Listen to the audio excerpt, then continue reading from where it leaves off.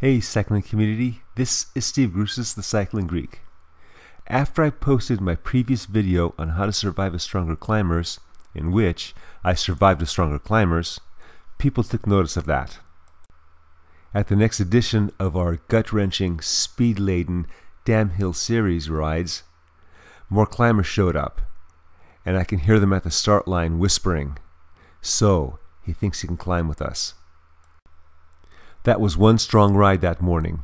There were even attacks, multiple attacks, before the bottom of the KOM. By the time I got to the bottom of the KOM, my legs were starting to feel it. I was riding second wheel behind Big Corey as we were chasing after the leaders, and he was pulling me up by the scruff of my neck, and there were people lined up behind me. As you can see, I almost made it to the lead group. I am continuing to chase, passing riders that have been shelled from that lead group. There's no special tactics being used here. It's basically don't redline, go from higher to lower cadence as you need to, and keep the speed up as best as you can. In reference to the change of cadence, when I'm usually chasing, I'm chasing at a higher RPM, usually 90 plus, depending on the terrain. The more in form I am, the more I can keep that up. But at a certain point, with a long enough chase, I'm going to get worn out. In other words, my aerobic system's not going to produce enough oxygen versus the waste materials that it has to filter out to keep up that pace. What I then have to do is shift to a bigger gear that'll take the pressure off of my aerobic system, but it'll put the pressure on my muscular system. And just like the aerobic system, there'll be waste materials and other metabolites created from my efforts with the big gears, such that if I stay too long with this effort in the big gear, my legs will start to get bogged down. Before that happens, I switch back to a higher cadence, take the pressure off of my muscles, and put it back on my aerobic system. I'm able to keep the speed up, keep the chase up. As you can see from the action on the screen, the chase group I was in is now down to the Colonel and myself.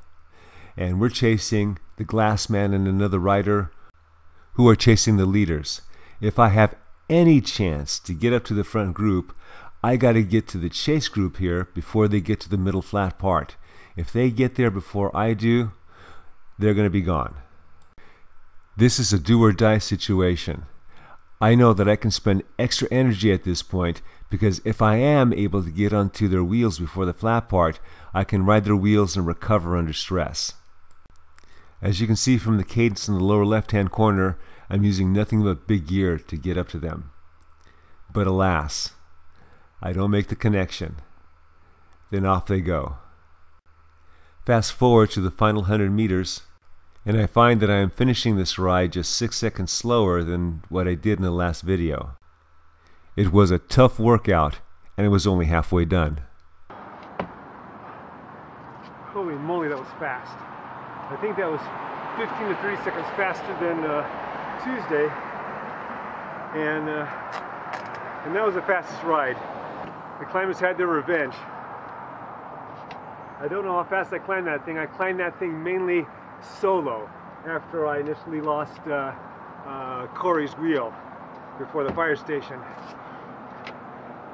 When I climbed it with the crew in the last video, I did it in about 4 minutes 56 seconds, which was my fastest of the year. Keep in mind that I was closer to 4.5 when I was training for nationals. When I was training for nationals last year. But I don't have that same form. I'm worn out. I couldn't get my Hammer Nutrition Recover Right in quick enough.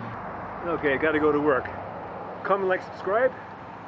Like and comment and subscribe. Cycling Greek.